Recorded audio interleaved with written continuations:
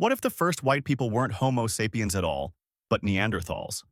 And what if the genes for white skin didn't begin in modern humans, but were passed down from an ancient cousin who adapted to a frozen Europe nearly 500,000 years ago?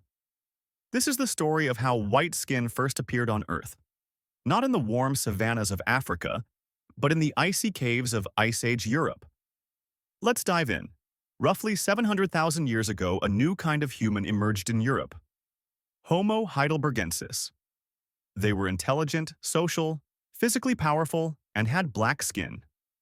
Around 600,000 years ago, some groups of Homo heidelbergensis migrated northward into Scandinavian Europe. There, in a new and extreme environment, everything changed. Europe during this period was brutal. Vast ice sheets, short summers, freezing winters, and almost no sunlight for months at a time. For a hominin with dark skin and used to the sun-drenched equator, this climate posed a deadly problem: vitamin D deficiency. Dark skin, which protects against sun damage, became a disadvantage in low UV environments.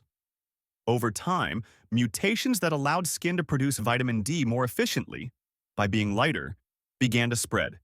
These early European hominins became genetically isolated. As the Ice Age advanced, populations shrank and retreated into caves and valleys. They stopped moving. They stopped mixing. And they started to change. This isolation created what's known as a genetic bottleneck. In these small populations, recessive traits that would normally disappear, including lighter pigmentation, had a chance to survive and spread. Add to that the reality of inbreeding, and you get something even more powerful: a way for rare mutations to rapidly fix in the population. We see this today in the genetic conditions found in isolated northern populations like Finland, a concept known as founder effect. This exact scenario may have played out hundreds of thousands of years earlier in the exact same place.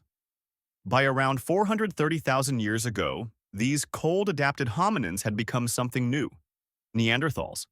Their bodies were built for cold: thick bones, barrel chests, broad noses, but perhaps most importantly, their skin was pale. Need proof.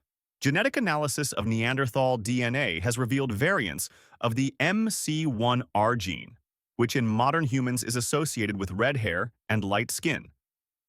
Another gene, BNC2, known to affect skin tone, was also present in Neanderthals. These mutations were not inherited from Homo sapiens. They arose independently in Neanderthals, which means they had light skin before Homo sapiens ever set foot in Europe. Fast forward to about 60,000 years ago. Homo sapiens leave Africa and begin migrating into Europe. They encounter Neanderthals, and they do more than just fight. They interbreed. And what do they bring back from this contact? Up to 4% Neanderthal DNA, still present in non-African humans today. Among these genes are those that affect skin tone, hair color, immune response, and cold adaptation. The light skin traits modern Europeans and Asians carry today is not their own invention. It's a Neanderthal legacy. Some of the strongest evidence comes from genetic studies. The MC1R mutation found in Neanderthals is linked to red hair and pale skin.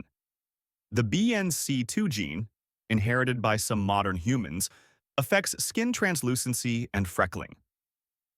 Even the SLC24A5 and SLC45A2 genes, often cited as the modern skin lightening genes, show signs of ancient selection pressure in northern climates, a pressure Neanderthals faced first. Today, the lightest-skinned people on Earth live in places like Finland, the Baltics, and northern Russia, regions shaped by extreme cold, isolation, and limited sunlight. The exact same pressures that forged Neanderthal evolution. Coincidence?